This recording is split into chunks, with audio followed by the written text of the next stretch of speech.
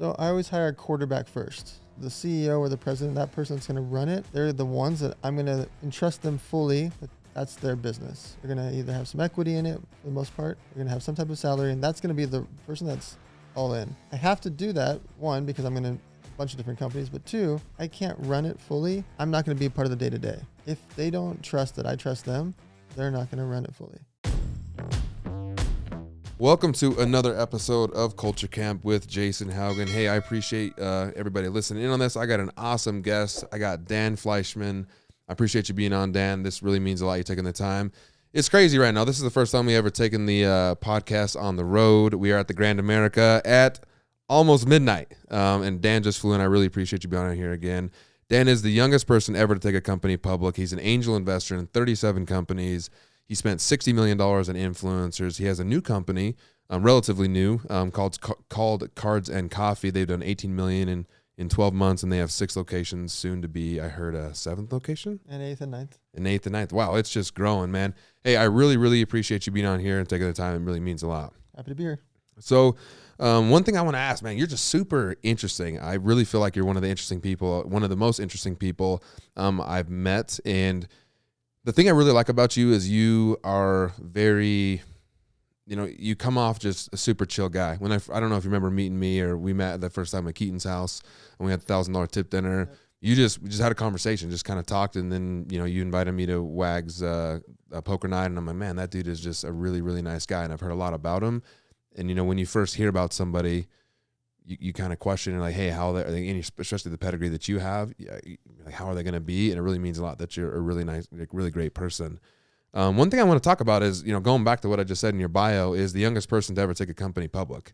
That's huge. How old were you when you did that? 23. 23. Can you explain to me, or describe how that was? Did you get to go ring the bell at the New York Stock Exchange? So we did it through reverse merger. So we bought a publicly traded company. Okay. It saves you 2 years and $2 million. Right. Time. It takes about 6 months instead of 2 years. And so no, we didn't go to I didn't ring the bell. Right. Okay. But our company was listed for half a decade. Wow. That's awesome. So what, kind of going back before that, before your younger days, what made you start, into the business world, or, growing up? Like, how was that? So in high school, I was just working 3 jobs to save up money for college because we couldn't afford college, and that was my only shot. And then when I was 17 and a half, we started a clothing company called Who's Your Daddy? Okay. We trademarked the catchphrase, Who's Your Daddy, for really hundreds and hundreds of products, but clothing was our main focus. Right. So we had it for barbecue sets and diapers and food products and beverages, but clothing is what we sold. At 18 years old, we went to a convention in Vegas called Magic, and we did $1 million in orders. Wow. Sounds cool, except we didn't have a manufacturer to make $1 million in orders, and we didn't have the $500K it takes to manufacture $1 million in orders. So things got real really quick. Went on the hunt, found manufacturers, went literally door to door in downtown LA, found a warehouse, found a manufacturer I'm still friends with 20 years later. Nice. So we wrote $1 million in orders. Next year we did $9.5 million in licensing deals with Starter Apparel in the UK. And then we started getting into a lot of department stores, 6 major department stores in the US. 23 years old is when we took it public under the same brand name, but for energy drinks. Okay. So we're licensing the name for different products, but we're focusing on energy drinks now. From 23 to 27, I just didn't sleep, and I knocked on every door and got us into 55,000 retail stores in America. Wow. And 6,500 overseas. Our biggest distributors are actually here in Salt Lake. We had all 9 Budweiser distributors in Salt Lake. Really? We were the main sponsor of the Utah State Fair. So imagine Utah, Mormon country, right, to have an energy drink as the main sponsor. Doesn't really vibe with that. Yeah, it was fun. We had a 2-year deal, and the billboards had a corn dog and an energy drink on it. That's cool. Really fun. Anyways, so did that for 4 years. And on the 10-year anniversary of starting when I was in high school, 10 years later is when I resigned so I could start another company to put another feather in my cap. I started an online poker site, brought on Dan Bilzerian, DJ Steve Aoki, Playboy Playmates, and tried to be the cool poker site. Right. Within 10 weeks, we were live. And within 10 months, we were the top 5 poker site in the world. Wow. Again, wow, sounds cool. And then 2 years later, April 15th, Black Friday, all of online poker shut down in America. Dang. It's over. It was a $65 million company overnight. Well, yeah. And right. I realized I never want to have all my eggs in one basket ever again. Right. So I started a social media agency. I started angel investing. I started consulting. I started speaking. Started throwing my own events. And so that terrible business tragedy moment of losing this huge company overnight actually set me up for the rest of my life, which is the butterfly effect of I wouldn't have been an angel investor in all these companies. I wouldn't have created all these jobs and thrown all these events and introduced all these people if it wasn't for that business tragedy of losing that company. And so I don't regret it. I'm not sad about it. Right. And then after that, now I was basically throwing mastermind events and angel investing and card stores and acai bowls and too many things to go over. All kinds lots of of stuff. fun investments. So going back to the gambling company that the April 15th you said lost. I've heard an interesting story, and what really made me like you even more, because I don't really care about money. I've been around a lot of money, and when I talk about money, I'm in a lot of money, and so I really don't care about it. It really means nothing to me. Like how you are and who you are really matter the most to me. And I've met a lot of people who had a lot of money, and I wouldn't really ever care to be around them again. And I've met a lot of people with no money, and I love to be around them. And I've met a lot of people with a lot of money and love to be around them. And I've, talked a lot about you because you're a really interesting guy to me because you've done all these things. I've done a lot of, I guess, quote unquote research, but I'm just very interested in what you've done. I heard there's a story, and I want you to elaborate on it, of a story of integrity with your gambling site and, everything that happened with that about, you versus everybody else. Can you, elaborate on that? I've heard it's a very interesting story. This person wanted to tell me about it, but hey, just ask Dan, what happened. So April 15th is when Black Friday happened, which was online poker shut down in America. My competitors were shut down by the FBI. I wasn't. I actually I could have kept going. Really? But I don't want to get the knock on the door from the FBI one day, whether I did something wrong or didn't. Right. They could go after me because I'd be, by default, the biggest poker site in America, right? And so I had to think about, what do I do here? Because now my competitors are all dead or in jail. Like literally, FBI seized their accounts. These are multi-billion-dollar companies, Poker Stars, Full Tilt. These are massive companies. Right. And so I'm just a little engine that's all of a sudden in this scenario. And to me, it wasn't an actual decision. I knew without a shadow of a doubt, I'm going to pay back every single player. I didn't trust what the government was going to do. And I wanted to make sure that I could sleep at night. I want every player to get their money back. And I had already heard, just from calling and freaking out, like what's going on in the industry, I heard that they were not going to be able to pay the players back because the FBI seized all of their money, not just their business money, but the players' funds. Really? So I manually paid back 41,000 players over the next few days. Imagine, this is a decade ago. Right. It's not that easy. It's hard to do it now. Right. Imagine manually paying people back then. Right. And so I started doing interviews and radio shows and ESPN and local papers and email blasts and tweets. There wasn't Instagram back then. Like I was just like, hey, everybody, withdraw your money so I can send you your money back. Right. So I can sleep at night. And so on the fourth day, we got everybody that paid back. And you did that, you 41,000 people in 4 days. Yes. Wow. For the most part, people knew to withdraw. So we were like emailing and texting, like calling, like doing whatever we could, posting, sending notifications. If people tried to log in, we're like, withdraw your money. Right. Where our competitors weren't. Some of them didn't ever get paid back. Some of them took them half a decade. Really? And so to me, there was no other decision. Some other sites just kept the money and said, hey, the government took it. That was lying. And now they're dead or in jail. Right. And I wanted to be able to walk in any casino and not worry about someone being upset with me. And I've watched it happen with Full Tilt. Some of those guys go to a casino and people throw bottles of soda at them because they literally not necessarily stole the money, but didn't do what they could have done correctly. Right. And so to me, it wasn't a decision. It was just do the right thing. Oh, that's huge, man, because that's a lot of money. And that's a lot of money. You're watching your account go the opposite direction. All this work that you've done, and super excited. April 14th, everything's great. April 15th, it's like, hey, we're going to have to give back, I don't know how much money, but I'm guessing a lot of money, 41,000 people. Yeah. I actually have a friend, a long time ago that was actually sponsored by Full Tilt, and he was explaining to me it was a disaster.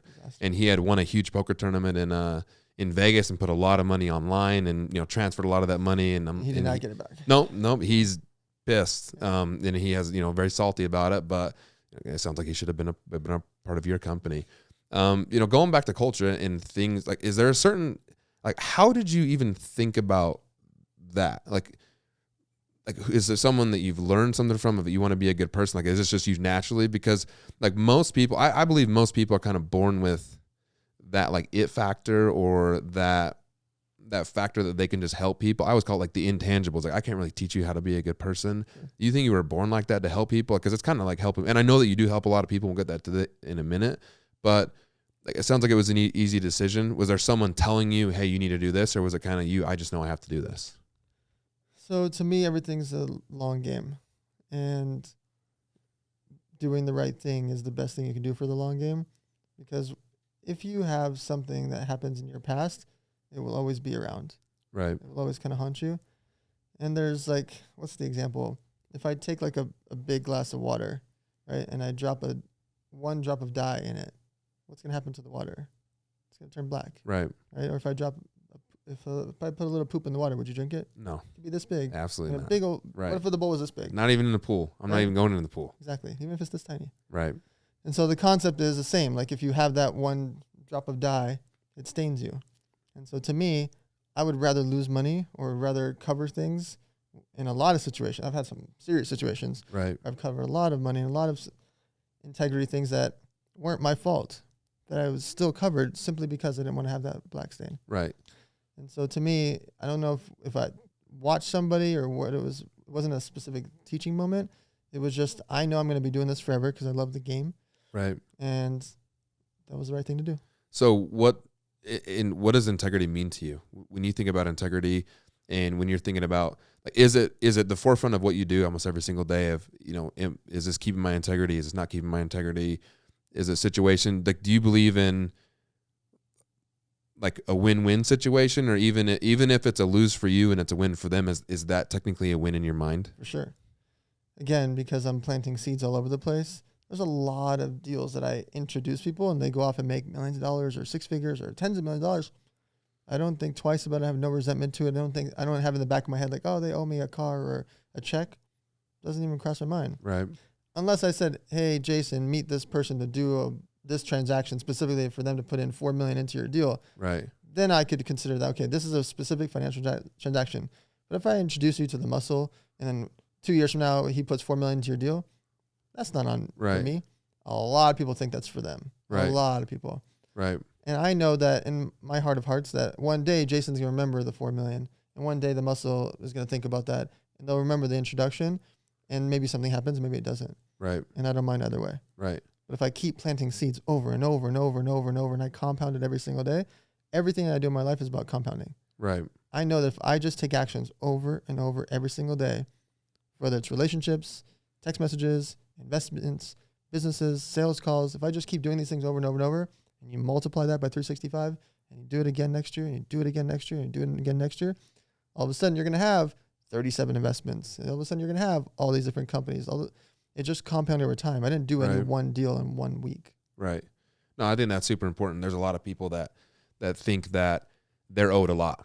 Yes. And, we got Murphy behind the camera here a lot, and I know, he's my guy, and I know that he does a lot of things for free. And I know that, like, starting out as an entrepreneur, business owner, anybody, even if you're just a manager at a McDonald's or something, there's going to be a lot of things that you're going to do off the clock or outside of business hours or different stuff that it's going to be free. You're not going to be paid for, but that is compounded over, time and time again. And people realize that. Like for me, and I have over almost 200 employees across, multiple states.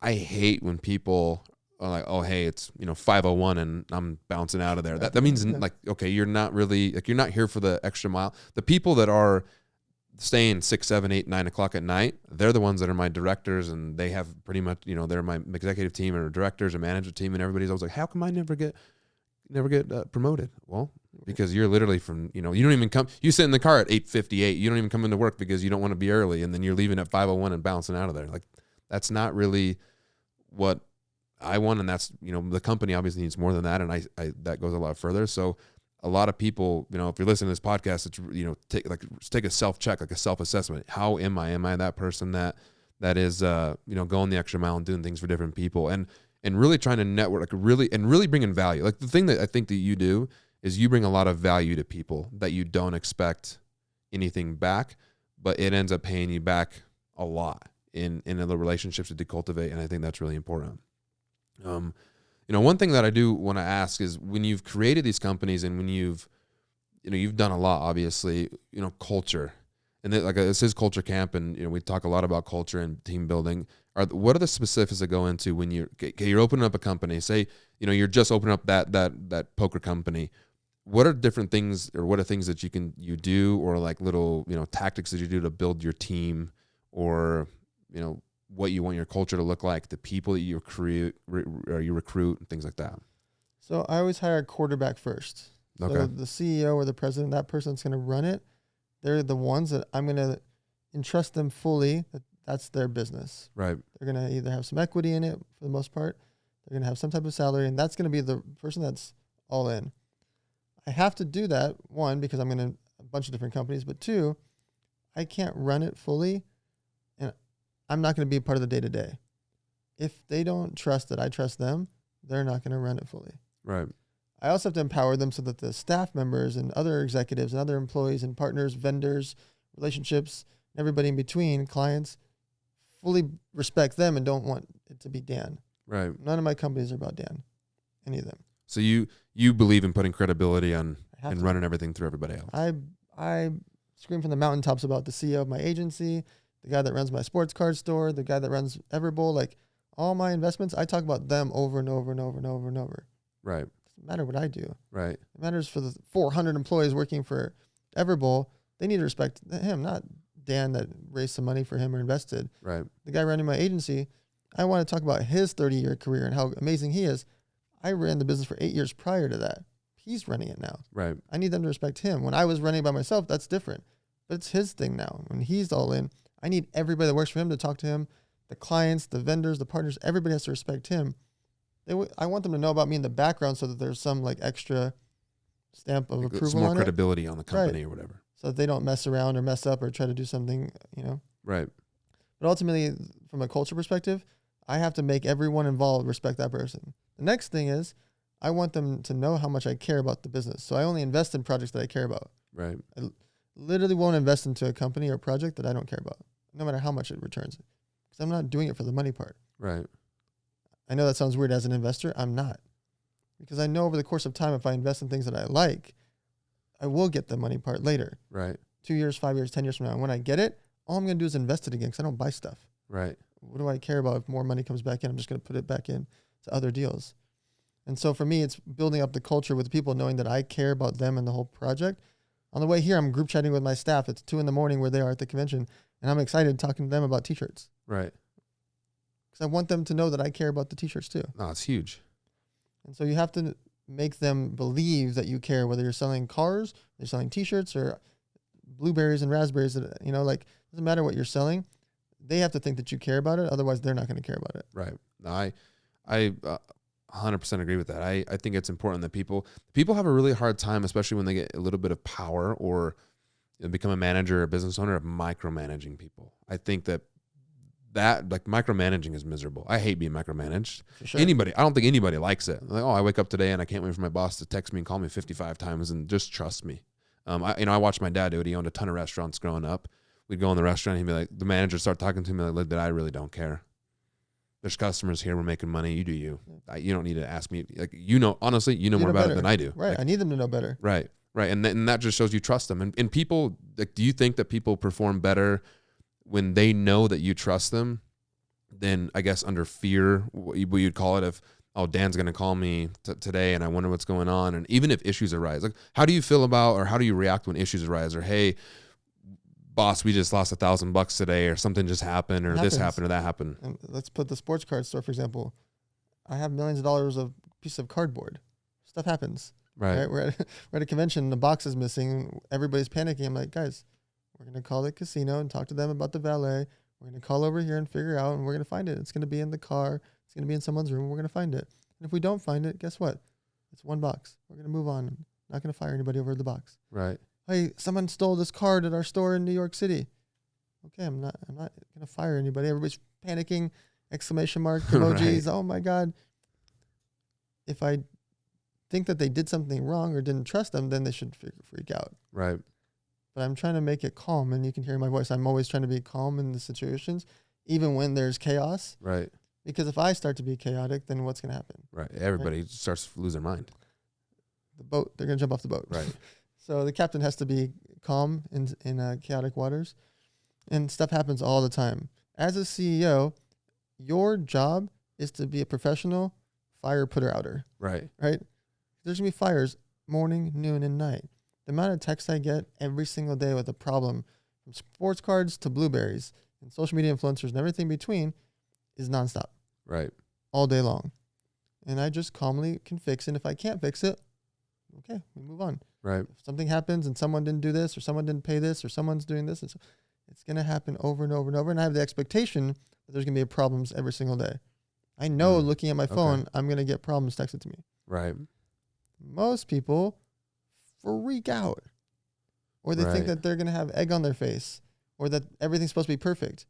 I promise you from the bottom of my heart, every single executive and CEO you look up to has had major losses, major catastrophes, employees left them, employees try to start competitive companies, and everything between. You hear about Mark Zuckerberg and Elon Musk and Jeff Bezos. That's their 4th, 5th, 6th, 7th, 8th, 9th, 10th company. Right. This is not their first. Besides Zuckerberg, and even him, with unlimited money, has started companies in between that have failed. Right. Over and over and over. A lot. Right. He's acquired huge companies that have failed. Why? Stuff happens. Right. Do we still not respect what zillion-dollar businesses these guys have built? Of course we do. Yeah. And so I have no fear of messing up or a situation happening. If all of a sudden something happened in here, there's a leak in the plumbing and it started dripping water on me right now, I would keep talking to you and I'd have water in my pants. So what? Right. We just keep going. Right. And so I'm understanding that there's going to be problems all day long within the companies.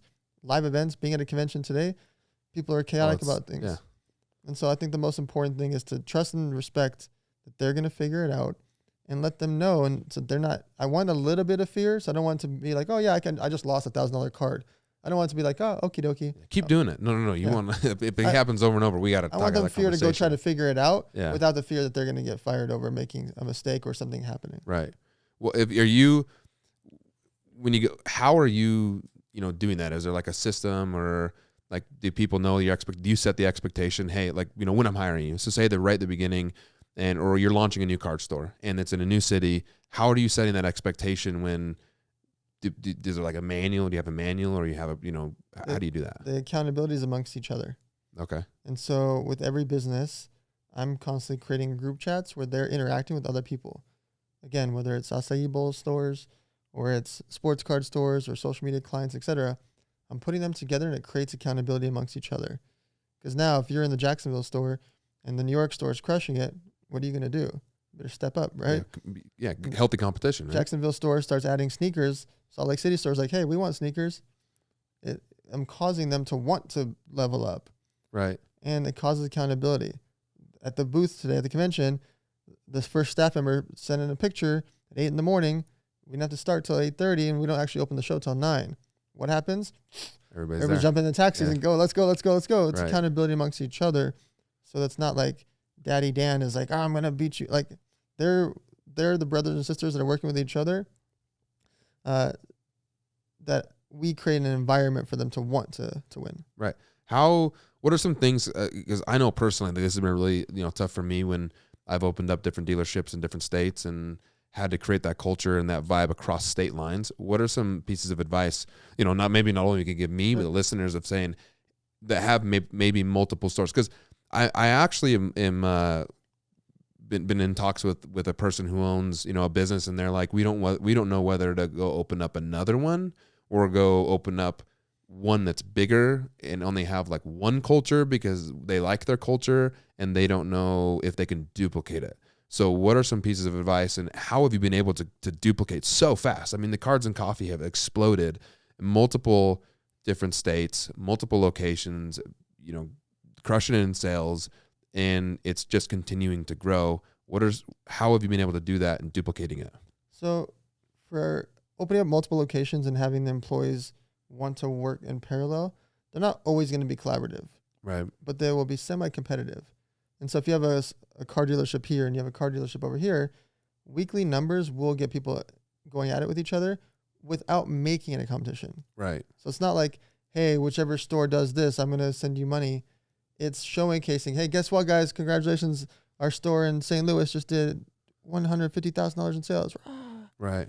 Guess what? The guys in Arkansas, they just did $400,000 sales, but hell, Salt Lake City did $1 million. Right. Now they heard 150K, 400K, and $1 million over here.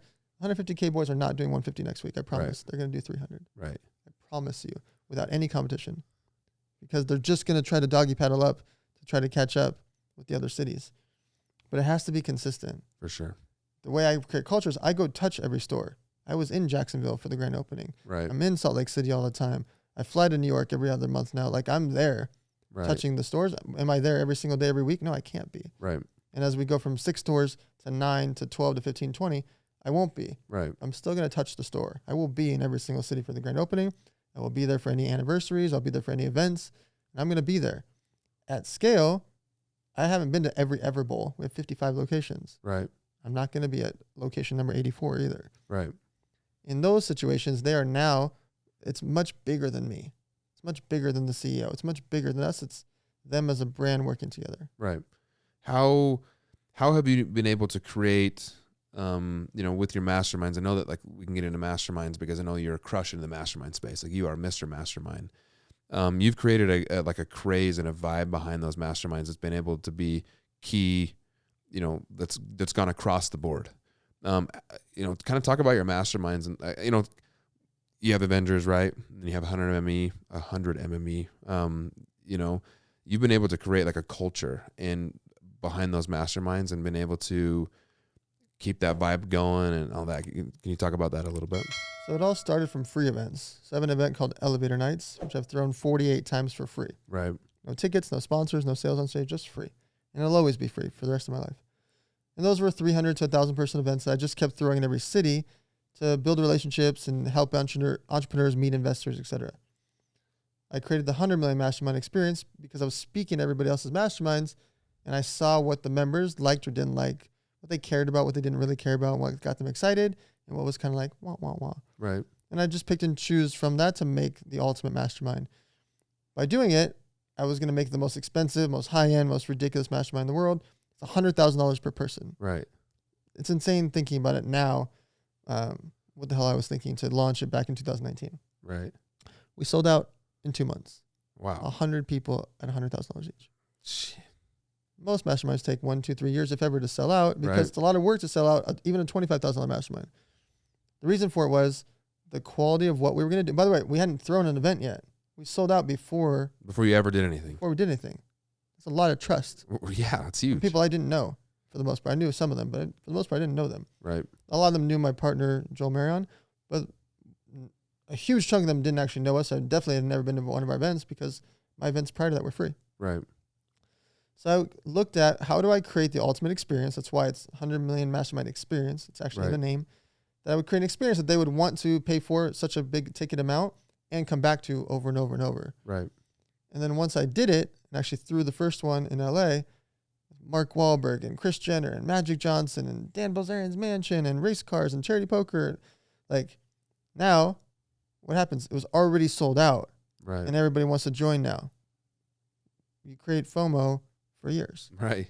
For sure. And so as it was going, the next year, boom, we get all shut down in America. COVID happens. Right. I'm not throwing the event for a while. And so in the midst of that, I actually created the Avengers because I wanted to create a real estate and investor mastermind. And so it came from a need for myself that I'm never going to invest in real estate myself. I want to co-invest in real estate with guys that are really good at it. Right.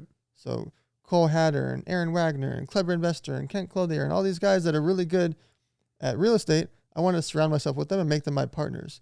Bobby Castro has $700 million in apartments.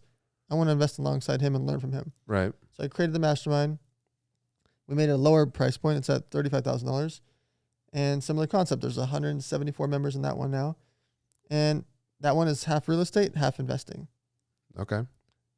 The point of all of it is creating a mastermind, whether it's free, most of them are around the 25K. I think that's the best price point. It's 25K, 30K. Right. Over the course of a year. You go to 3 weekends per year. Most masterminds are similar. It's 3 weekends per year. We do a weekly call every Thursday. We've never missed it besides holidays. Every Thursday, where you're doing a Zoom call with the executives or the instructors, or we bring on guest instructors. So anybody can replicate the masterminds that I'm doing just on a different level based on them. Right. And it's also good if you can do a niche, a marketing mastermind, one for ad agencies, one for real estate or car dealership owners. Like when you get to niche masterminds, you do really well because someone knows if they spend $25,000 to join your mastermind and meet a bunch of people in that space, they're going to win. Right. So people say, well, how could people afford to pay $100,000 for your mastermind? Not one single person is paying or losing money by being in the mastermind. Right. Because if your business is doing 5, 10, 20, $30 million, and I teach you how to save 1% on your taxes, or how to make 1% more per year on the business you're doing, or 2 or 3% by meeting this person or changing this thing or learning how to sell better or save money, you don't unlearn that on year 2, 3, 4, and 5. So if your business is doing $10 million and you save 1%, there's your $100,000 right there. Right. Not once. Now you're saving $100,000, $200,000 or $300,000 a year forever. Right. Because you learned that one thing. For sure. And so we try to teach a lot of those one things in our masterminds. And for the people listening, you can join or create your own masterminds, even just for free with your friends or people you look up to in your niche. Right. So if you're in car dealerships, find 5 other car dealership owners and meet up once a month. Right. And just talk through hiring employees. How do I incentivize people? How do I train them? How do I sell more cars? How do I save money on taxes? And you'll find that the other people that own car dealerships, they want to talk to you too. Right. How important do you think it is to get around people that are like-minded or like level you up? There's nothing more important, and there's no better fast forward button than people. My cell phone is my superpower. Right. Because I can get reservations at a restaurant or invest into a restaurant or buy a restaurant or sell a restaurant based on who I'm texting. Right. Because of my cell phone. And so as you go out there and meet people at free events, masterminds, business events, online, social media, LinkedIn, or wherever, as you meet more and more people, the access to those people is your fast forward button to success. Right. Because if somebody says, oh, I want to start a beverage company. Oh, okay, well, talk to this beverage manufacturer. Hey, my friend owns this warehouse to do your shipping. I know this ad agency that will help you do your ads. I know this web designer will build your website. I know somebody who will create your logo for you. Hey, I know 4 sales reps that actually want to work for you. They used to work for this company. Like, right. I can help you set up your beverage company in an hour from text messages. Right. And so building up your network and building up relationships is the hands down most important thing you could do forever, and start early. Right. I mean, it always goes to the cliche where people say your network is your net worth. And I think that that's so true. And, you know, I grew up in a very weird childhood, and, you know, I could talk about a lot of these listeners have heard about my childhood, but, you know, now, like, we were very hidden, very wealthy family, very hidden from everything. And now, like in 2022, you can't really do that. Like, you have to. I was actually in the Lions Den the other day. You know, I snuck into Sean, so I don't know if you listen to this, but I snuck in with Ryan Flint. Me and him were just hanging out, and Ryan went to speak with them. And Ryan was like, "It's not really like who, like everybody says it's, you know, who you know and your network is your net worth, but it's really who knows you." Yeah. And, you know, being unknown is not really a good thing. And really that goes into like your culture and branding and how you are, because people want to know, right? People want to go to you and know that you're going to give them value in network, like, you know, your network of who you are. And I think that's super important. Most people like to be hidden. They brag about it. And I'm like, that doesn't really help you at all. Like, you really need to be out there, really need to be in front of people. Yep. So, what are things people can do besides mastermind? Is there other things that you recommend people to learn, you know, how to deal with people and different things like that? It's first following the people on social media that you look up to and respect. So if you like Andy Frisella, or you like Ed Milet, or you like Sean Whalen, or you like The Muscle, or you like Aaron Wagner, whatever that character is that you like or respect or look up to, follow those people and really dive down the rabbit hole of what are they doing, what are they up to, how do they flow, where are they up, Right. like where they're traveling to, who else are they relating to, and you notice that Ed Milet is with this person. Oh, there's Kent Clothier. Maybe follow that person. Start seeing what they're doing on social, because that's free. Right. And just kind of consuming that content before you ever buy anything from them or buy their courses or join their groups. There's infinite free content from all these people. And then throw your own event or go attend events that are similar. If you like them so much, go to one of their events. Obviously, go meet them or go be around the people that are in their world. But immersing yourself into the space. You want to learn about fashion? Go follow Damon John and go to one of his events or listen to him on YouTube every day and podcast. Right. Immerse yourself into it. And what happens is, as you're learning it, it starts to feel a lot less scary. Right. You start to learn about how to manufacture clothing, and it gets a lot less scary. Right. You start to learn about the good, bad things that happen in clothing, it gets a lot less scary. And so whatever industry you're interested in, just dive in and start to learn about it and surround yourself with it. As you become more of an expert, everything gets a lot less scary. When someone's very first starting, what is the worst thing they can do? Well, not research. Okay. Because people would just go try to manufacture clothing, and they don't realize, like, I was 18. I went and tried to make a hoodie, and the guy charged me $36 per sample. Jeez. It was I was going to be retailing. No offense, that was a little bit ago. Yeah, that wasn't yesterday. I was going to be retailing at $39.99. Wow. So the margin on that's not real life. Right. And I finally found out that other manufacturers, but again, this is before the internet really was, this is 1999. Right. I had to go to other manufacturers and found out, wait a minute, what are you talking about? We make these for $11. And then you wholesale it at $22 and they're going to sell it at $39.99. I'm like, okay. Then I found out that the other guy that was screen printing was charging us $1.60 per print. And then I met a different manufacturer, the screen printer, and he was like, $1.60? We do it for 65 cents. Right.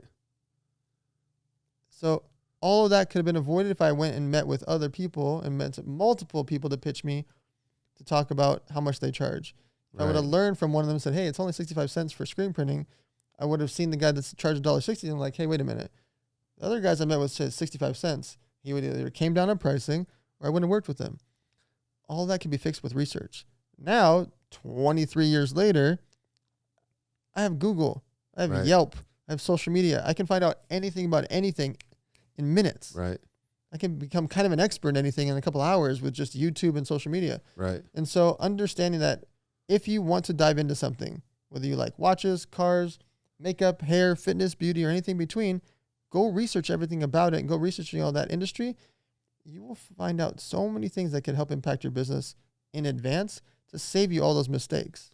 So what are some things that you did when you opened up Cards and Coffee research? I went to over 40 stores before I opened the store. Really? I went and drove to every store. And when you're going there, what are you doing? I'm buying, I'm asking questions. I'm looking at how do they have everything set up? Where's their logo at? Is there an extra employee? Is it just one guy there? Can I see the bathroom? Is the door open, cracked open, or is it closed? Is it sealed? Where's the security cameras at? Is there stuff on the floor? Does it even have an inventory system? Wait, what merchant account is he using? Wow. Is he using Square? I want to know everything. And I did it to so many stores, I can't even explain. How long did that take you to do that? A month or two. Really? You went all in. Oh, yeah. Once I knew I was going to start it, because Gary Vee is the one that named it. So that's where the idea of originally came from. He just jokingly talked about it in a group chat. Once I knew I was going to do it for sure, I just drove around to stores and I just had conversations with them. And I would buy some cards, buy some boxes, open up some packs, ask them questions. And I learned so much about how do they run their business, how long they've been doing it, how much square footage do they need, what events did they go to, what conferences did they go to, what are clients coming in that are bringing cards on consignment, is it a headache, how much should I pay them, is it 10% or 20%? Right. Should I keep 10%? Wait, is there a form I should fill out first? Should I make a contract with them? Like, these are all things that are just asking questions I got to learn about. Right. To save me so much time, money, and energy. So when you've opened those stores, you already basically had the vibe, like you can call it vibe, like I call it culture and the feeling, right? I totally believe culture is a feeling, and when you go into one of your Cards and Coffee stores, it's a feeling. So you already knew that, like right at before you, like you had a plan before you ever opened up like store one, or was it you opened up store one and you've adjusted every single one since? So before I opened store one, I'd already been to so many stores that I knew what I liked and I didn't like. Right. I knew what I hated, and I hated the fact that there was inventory all over the place. Right. You walk into the store in LA or Salt Lake, you're going to see a really clean cut. You can visually see where all the product is, and you're not going to find cards on the floor. Right. You're not going to be stepping over boxes like you do in a lot of these stores. Right. And so I just watched and learned. Now listen, once I opened up store number one, we started figuring out how do we do live breaking. We were opening up packs online. How do we do same day shipping? How do we make it faster? Because it used to take 4 days, then 3, then 2, then finally 1. How do we get the efficiencies? What do we do with the employees on the check-in, check-out? You're dealing with 24, 26-year-old kids. How do we make sure that they check in? They've never dealt with labor laws. They've never dealt with there's so much accounting and Anyways, so store one looks a lot different than Salt Lake City store. LA store and Salt Lake City store don't look anything alike. So LA was number one. Yeah, then Salt Lake. And then you go look at New York store, completely different, but it's a little machine and does more sales than all of our other stores. Really? It's just a machine. It's very efficient, very small, and they're just pumping out numbers. Really? And then now we open Jacksonville. Completely different look, a whole sneaker wall. And each one, it adjusts and edits as we're learning more and more. The Salt Lake City store, we built and opened in 2 days. What? We built and opened the Salt Lake City store in 2 days. The New York store, we went out there the day before and literally built out and decked out the walls, inventory. There was not a drop of inventory on the walls the day before we opened New York. Really? In Jacksonville, we showed up at 2:45 p.m. for a 5 p.m. grand opening. There wasn't a single sneaker on the wall or a single product in the glass cases at 2:45 p.m. We had a grand opening at 5 p.m. Really? That's insane. The efficiency gets better and better and better and faster and faster and faster. As we know, where does all the inventory go? Where are all the systems? How do we have it all in these boxes? So we open up the boxes, boom, these go here. This is football. This is baseball. This is Pokemon. You get more and more efficient as you just do it over and over and over. So how important is it? Because you obviously did a lot of research before you opened up the stores. Mm-hmm. You had a clear game plan. People call it business plan, whatever you want to call it. How important it is, because I hate this. Like, a lot of people, they want to be so perfect before they do something that they end up never doing anything. How, like, yeah, you want to do your research, but how is it important to just freaking start? Like, you just got to do something because that's the only way that you're going to learn. So for both books, I only sign an autograph with 3 words. Just get started. I've never signed anything else. I might put a smiley face sometimes. Right. I don't do anything else besides just get started. Because that whole thing about analysis paralysis, where people just analyze, and then they're paralyzed and never do anything. I always use the example, your uncle's like, yeah, you know what? I was going to do this fishing lures company. I love fishing. And then he brings it up at Thanksgiving dinner and then at Christmas dinner. Right. And then on 4 years from now at dinner again. And then 9 years at dinner again. When you and I could start the fishing lure company tonight. Right. We're just going to register fishinglures.com. We're going to source them on Alibaba. We're going to pay someone on Fiverr to make us a website. And tomorrow we're going to have fishinglures.com, and in a week we'll be shipping. Right. Where Uncle Johnny is going to keep talking about it at dinner for the next 19 years and never actually do it. Right. And so when I say just get started, it's because if you go out there and do the research part takes hours and days. It doesn't take weeks. Right. This is social media, Google. We're in a brand new society now. Right. You can find out anything really, really quickly, good, bad, and ugly. So you go research the things about fishing lures, for example. I can learn a lot about fishing lures and be an expert by this weekend. Right. And on Monday, I'm going to be live. And is everything going to be perfect? No, it doesn't have to be. Right. But I bet you if I do a whole bunch of research this weekend, I'll be way better than all the other fishing lure sites. For sure. Way better. Right. And by just getting started, I'm going to start getting bombarded by people like, hey, I can help you market fishing lures. I'll be an affiliate for you. Hey, you know what? I love fishing for the last 20 years. I can make video content for you. Hey, you know what? I used to work at an outdoor camping store. I can go work for you. Like, just by getting started, I started getting bombarded by employees, sales reps, affiliates, vendors, clients, press. Right. But if I just kept researching and waiting. Right. It's like doctors, right? Like if they had to know every single thing, I mean, I really hope that they know every single thing, and I hope I'm not surgery 1, and I'd rather be surgery 1,000. But they would never graduate if they had to have, because everything comes with experience, and life comes with experience, and business comes with experience. Doctors are actually one of the most interesting things. They typically go through 6 to 8 years of studying. By the time any doctor in the world gets out of their studying, after graduates, the things that they learned are mostly outdated. Right. It's crazy. Across the board. Right. And so technology changes, and it changes faster and faster. Someone studying right now in 2022, when they graduate in 2030, I think it's the same. We're going to be getting surgeries by robots and lasers in 2030. You think we're going to have the same simple ways that they're using incisions now? Right. And so doctors are one of the few categories that you actually really, really want them to go to long-form college to learn every detail. Right. But before they ever cut someone open, they're going through a lot of experiments and a lot of testing and a lot of classes and a lot of practice before they ever get to a human body. Right.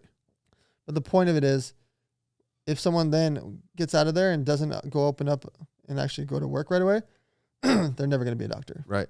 How important is it to identify, if you are Uncle Johnny, that maybe has analysis by paralysis? How is it important? How important is it for you to say, I'm this personality, I need to go find someone on my team, or like I need to go find a team member that is the get it done by tomorrow kind of guy? So that's why I like partnerships and a lot of people don't.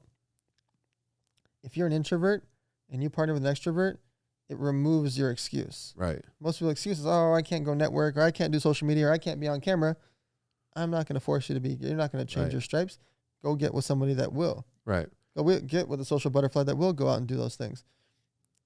If you're not good at sales, go partner with someone. Right. I didn't want to sell memberships to 100 Million Mastermind. I wanted to create the experience, throw these epic events, hire celebrities, put on a show, do all the groundwork and hard work. I partnered with Joe Marion because I knew he was not going to be scared to go out there and do sales on it even though he's really, really, really, really rich, Right. multi-$100 million company, I knew from a performance perspective he was going to go do it. He did 100 sales. I didn't do one call. That's huge. I mean, I agree with you. Like a lot of people do not like partnerships because it kind of complicates things. But at the end of the day, I believe at least for me and what I try to do, at least when I build my team, I try to really play to people's strengths. I don't like making people uncomfortable with things because at the end of the day, they're not comfortable with it. They're not going to do it. They're not going to wake up and say, I hate sales and today I'm going to sell. It only complicates things because people lack communication skills. Right. And going back to what you're all about, integrity, it's really hard to find good people to partner up with. You're always kind of questioning, what is your motives? Why do you need me? Like what's going on? And it's really, I think there's really good people out there, but and it's a marriage, right? I mean, you really have to figure out if it's going to work for you and complement each other. It's really hard for two of the same personalities and same people to really work, perfectly together. There's a lot of opposites. So, advice, I guess you could give when you are looking for someone, I guess is, what? One, you don't need to pair up with someone that's similar to you. Right. You don't need them. That's not the partnership. Because you are that person. Yeah. What skills are you going to bring to the table? If I already do something, if I'm the executor, I need the visionary. Right. Or if I'm the visionary, I need the executor. If we're two visionaries, nothing's going to happen. Right. If we're two executors, there's no vision. Right. You have to be opposites when it comes to this stuff. And it's really important to remember that. Most people form partnerships with people and then they lack communication up front. Right. I'm going to do this and you're going to do this. If you don't say that, you're going to make assumptions about what I'm going to do, and I'm going to make assumptions about what you're going to do. Right. And then we're going to have a lot of tension between each other on month 3, 6, and 9 because we both didn't say anything to the other person. And set the expectation and communication. I always say this, and I kind of say it jokingly a lot of the time is, we don't usually go to marriage counseling, me and my wife or whatever, not that we've been, but we don't usually go to marriage counseling if your communication's fantastic. Like I'm not going to the counselor and being like, I know exactly where my wife likes to go eat. I know exactly what she wants, wants on the menu. I know exactly what she wants to wear. It's usually we don't communicate and we don't know how to, we just scream at each other and we're this and we're that. And, it's really important to set that expectations from the beginning with your partner, kind of get it in writing. So you're both not really like a lot of people think of get it in writing for legal reasons, which, okay, like, yeah, if you ever had to go to court, it's great to have it in writing, but it's great to just set that expectation right now and say, okay, this is what you understand, right? This is what I understand, right? This is your duty, my duty, and this is how we're going to make it work together, right? So if someone was doing this and someone was starting a team or someone, even if, you're a manager and you're trying to put together a little bit of a team, what would be some really key pieces of advice that you would give them from day one? Like, okay, tomorrow, or I guess it's today because it's past midnight, is, this morning at 9 a.m. I'm supposed to start a team. What are some pieces of advice that you would give them? The scope of work is what you're talking about. You're going to do X, Y, and Z task 1 through 5, and I'm going to do X, Y, and Z tasks 1 through 5.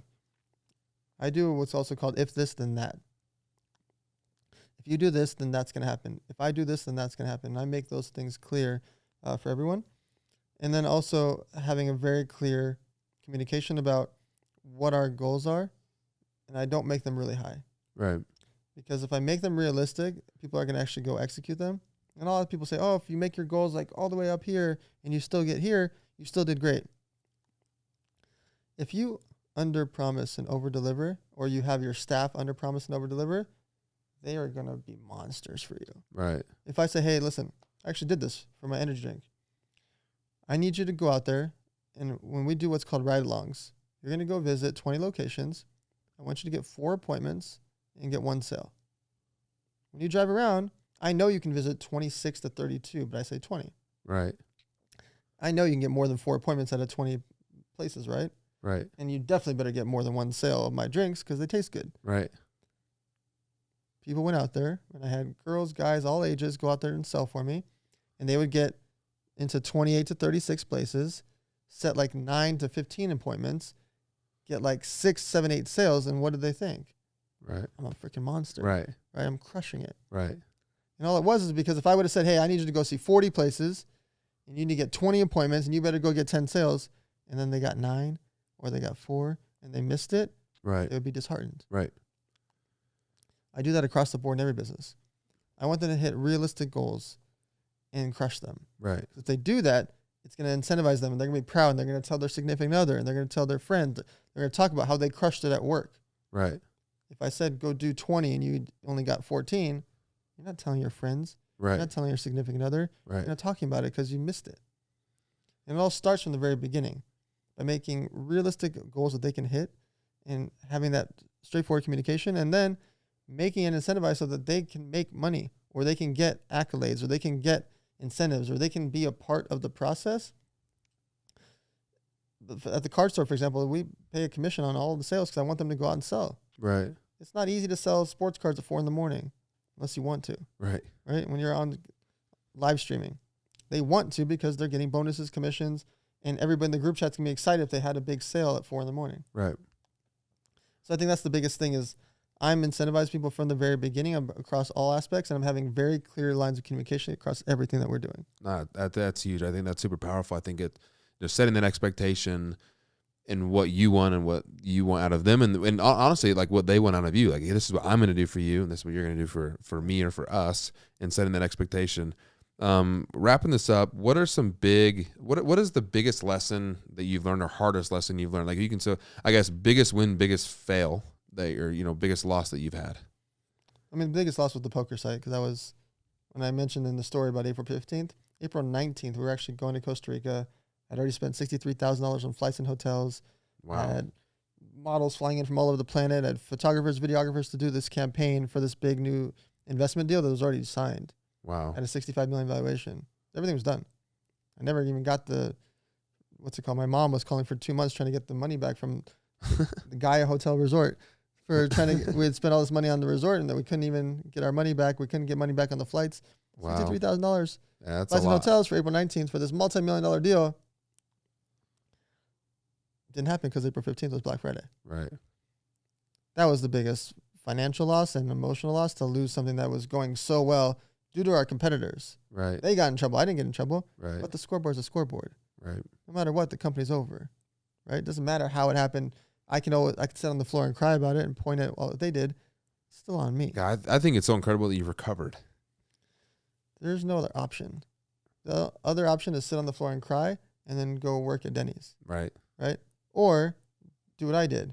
I started doing interviews and podcasts and radio interviews like, hey guys, withdraw your money. Here's what we're going to do, blah, blah, blah.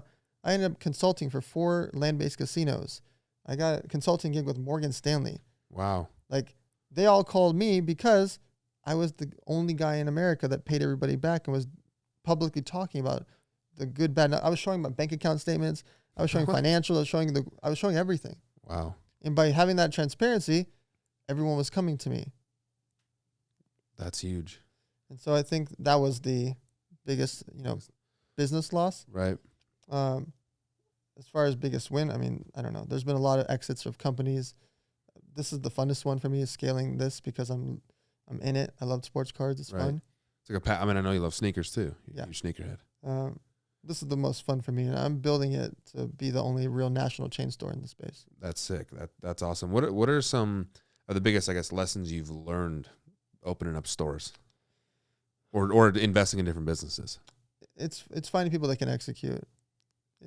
Everything else is just talk, and a lot of people waste a lot of time.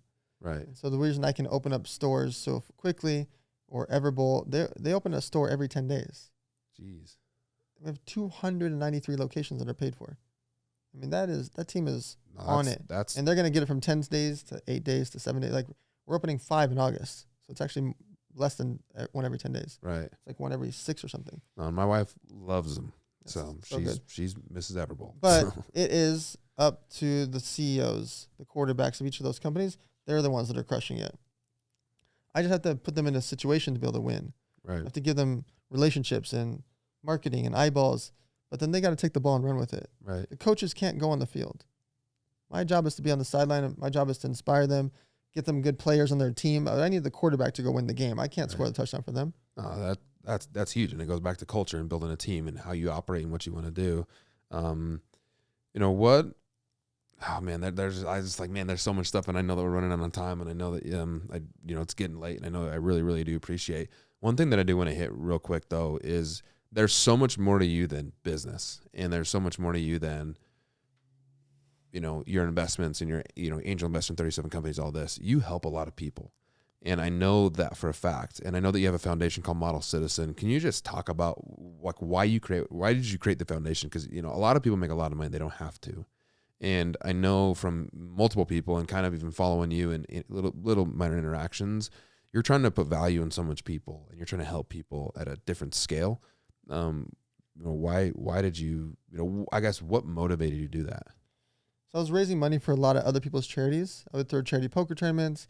$165,000 this weekend we raised for this charity, and I give it to them, and then Monday rolls around, and then Friday, and then a month goes by, and I just never hear about what happened with the money. Right. And I can't report back to all the people that donated at the charity poker tournaments. I just don't know what happened with the money. Not to say they did anything nefarious, but I just didn't know and I didn't hear about it.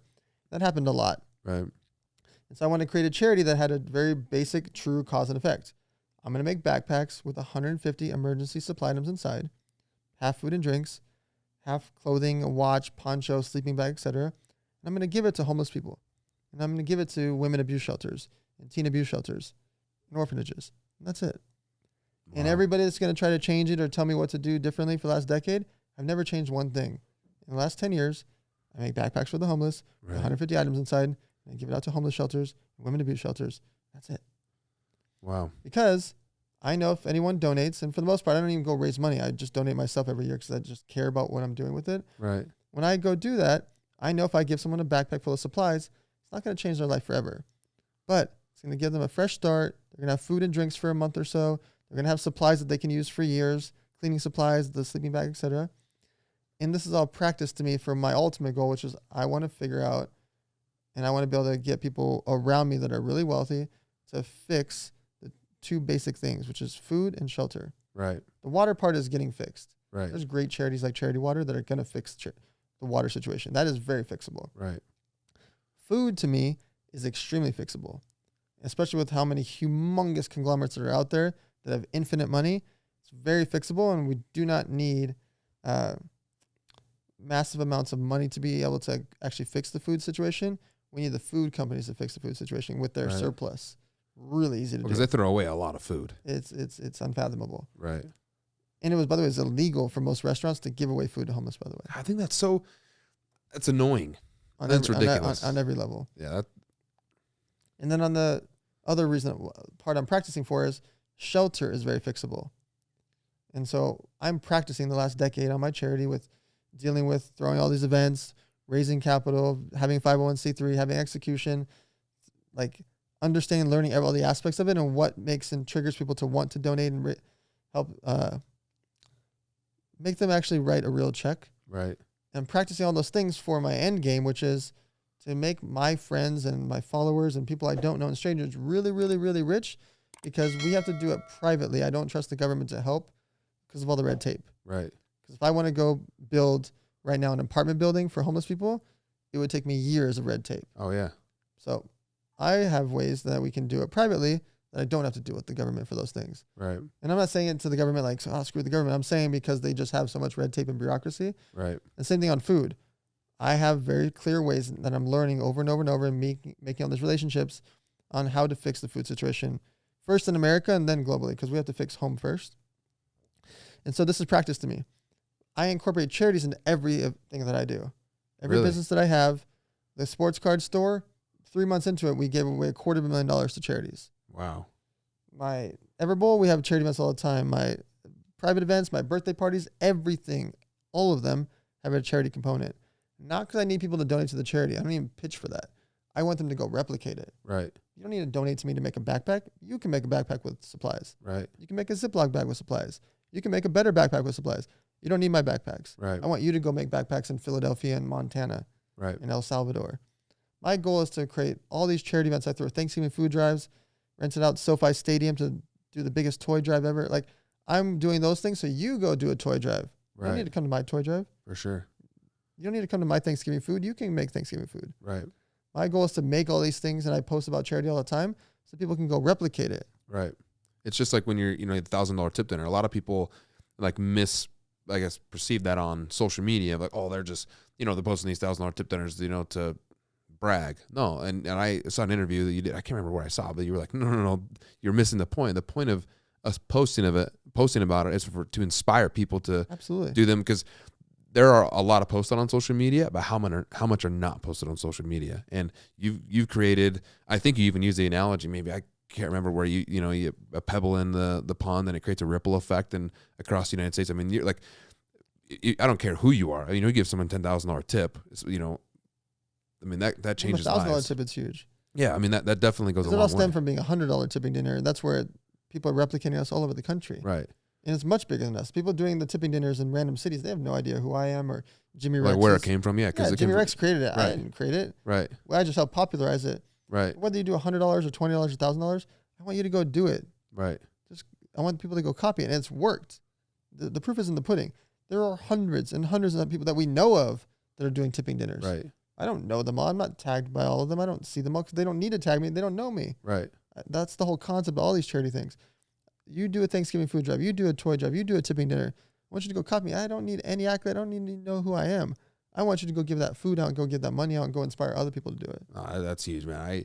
And I appreciate you doing that. I mean, because it's definitely, me personally, I know some of the people that you've actually done it to, or been a part of, or done in Salt Lake or whatever. I mean, one of them was a college student. I think they gave like $7,000, and I saw him, I'm friends with her on Facebook, and she's just losing her mind, like crying, and paid off, some debt and stuff like that. I mean, that like literally, and that goes a long way. Maybe she does something with it. Maybe she goes, hey, I'm going to do my own thing. Maybe it's at a smaller scale, like you said, 50 or $100. Yep. But, you still can help somebody and still can get, I don't think that there's really got to be like like people kind of, I want to help people, but I don't have $1 million. You don't need $1 million. So you can go just make PB&J sandwiches and go give them out. Like you can do different things to help people, or you can do a coat drive with your family. Like people, especially in Utah, we got some big families. Like, hey, any coats that your kids aren't having, go give them away. I mean, people can do good. They just, like you said before, the people just have to start and do it. Like, just get started. That's huge.